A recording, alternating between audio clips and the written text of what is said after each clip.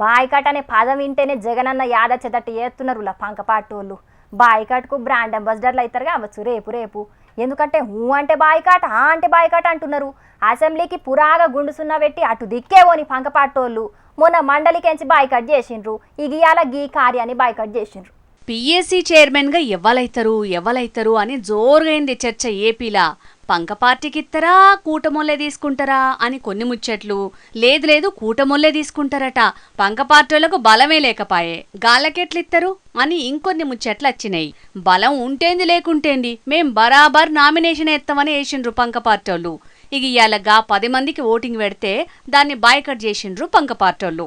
ఈరోజు PSC chairman పదవి అధికారంలో ఉండే వాళ్ళే తీసుకుంటే దానికి ఏం న్యాయం జరుగుతుందని చెప్పి నేను అడుగుతా ఉన్నాను. ఇలాంటి పరిస్థితుల్లో మేము ఈరోజు ఈ పిఎస్సి కమిటీకి ఎన్నికలు నిర్వహించడం దురదృష్టంగా భావించి దీన్ని బాయ్కాట్ చేస్తా ఉన్నామని చెప్పి మీ ద్వారా తెలియజేస్తా ఉన్నాను. ఎట్లయినా ఓట్లు వాడై పదవి రాదని బాయ్కట్ చేసిండ్రు కావచ్చు పంక పార్టీలు.